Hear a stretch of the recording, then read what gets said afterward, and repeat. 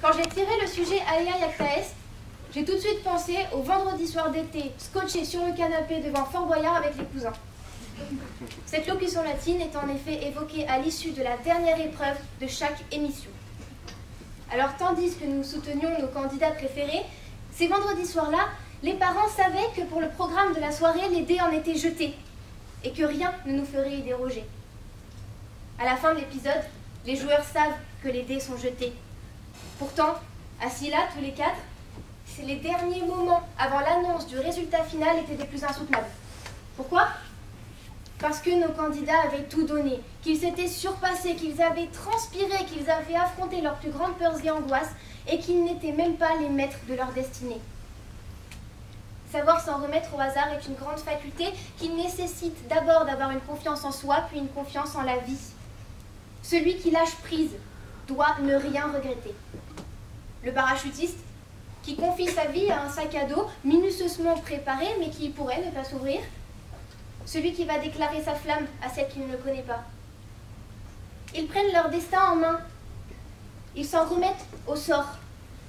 Puisque c'est aussi comme cela que les choses changent, que l'on prend paradoxalement sa vie en main.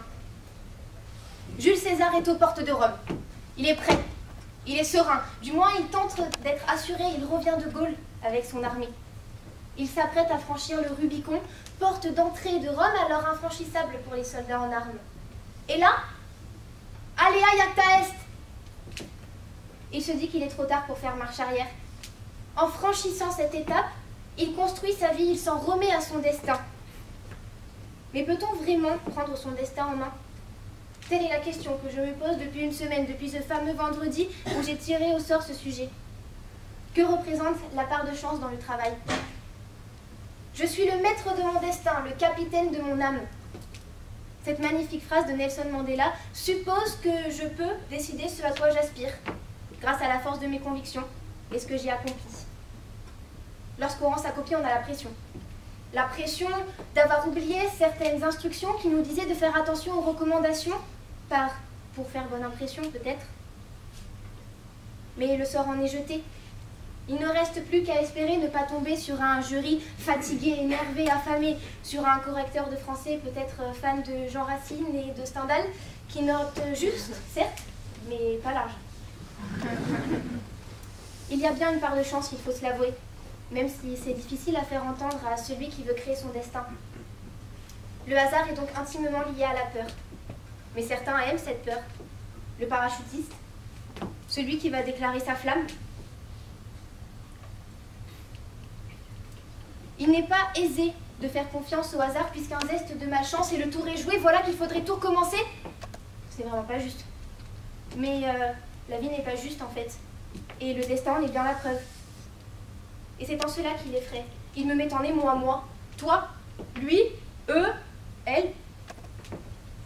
D'un autre côté, c'est rassurant de se dire qu'on a tout fait pour réussir et que pour l'infime morceau qu'il reste à accomplir, on s'en remet au destin.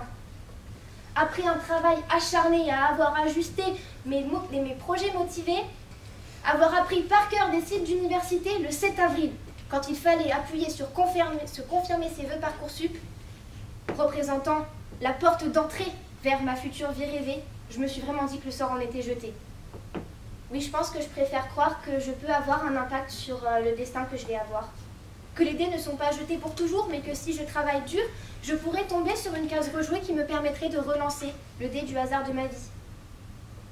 Il est vrai que l'on peut dire que dès la naissance, les dés sont jetés. Cependant, certaines figures emblématiques nous font croire que tout est possible. Un jeune noir vivant dans des quartiers populaires qui devient le président d'un pays où la tolérance est plus que relative. Paroxysme de l'ironie, n'est-ce pas? Mais combien de Barack Obama? Combien de Nelson Mandela qui sont justement devenus célèbres puisqu'ils ont réussi à se libérer du joug qui les contraignait? Ils ont eux-mêmes jeté les dés de leur existence.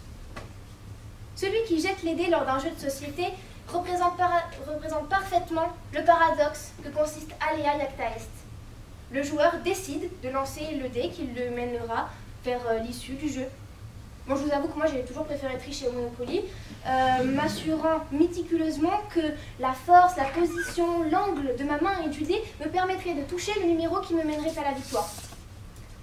Tout le monde a envie de jouer un rôle sur son destin, de piper les dés, parce que personne n'aime les règles. Et la plus dramatique de toutes les consignes, c'est sûrement le destin, puisque son caractère presque divin nous empêche, voire nous dissuade de penser que nous pourrions y jouer un rôle. Si j'aime à penser qu'il est possible de choisir son destin, certains aspects de la vie nous rappellent à l'ordre.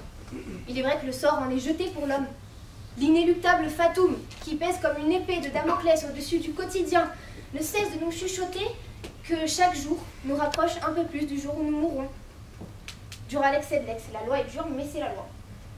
Ainsi, je vous le dis aujourd'hui, carpe diem, cueillez le jour, profitez-en, puisque le temps nous rattrapera, la vie en est ainsi faite.